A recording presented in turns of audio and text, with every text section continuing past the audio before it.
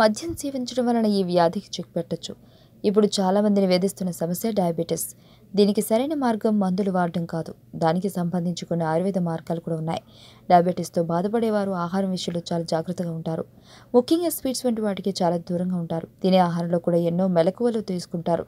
ఇప్పుడు నేను చెప్పే విషయాల వలన డయాబెటిస్తో బాధపడేవారికి ఎంతో మంచిదే. ముఖ్యంగా ఈ వార్త మగవాళ్ళకి ఎంతో మంచిదే.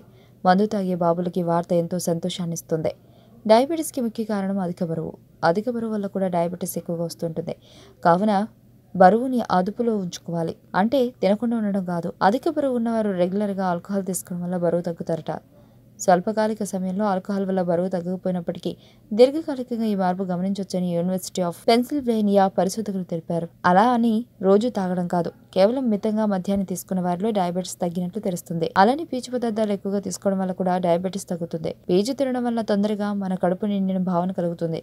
అంతేకాకుండా పీచులో ఫైబర్ ఎక్కువగా ఉండటం దాని కారణంగా జీర్ణం కావడానికి ఎక్కువ సమయం పడుతుంది. రక్తంలో చక్కెర స్థాయిలు ఒక్కసారిగా పెరగవు. ఓట్స్, బెర్రీస్, నిమ్మజాతి పండ్లు, జామ, ఆకుకూరలు పీచు పదార్థం పుష్కలంగా లభిస్తుంది. కాబట్టి వీటిని ఆహారంలో భాగం చేసుకోవడం వల్ల డయాబెటీస్ ముప్పు తగ్గిపోవచ్చు. ఆరోగ్యవంతమైన జీవితం కోసం మనం పాటించాలి కొన్ని నియమాలని. చిన్ని చిన్ని చిట్కాలతో చింతలేని జీవితాన్ని ఎలా గడపాలి అనే దానికి వీక్షిస్తూనే ఉండండి మన ఆరోగ్యం యూట్యూబ్ ఛానల్. మరిన్ని ఆరోగ్య సూత్రాలకు సబ్స్క్రైబ్ చేసుకోండి.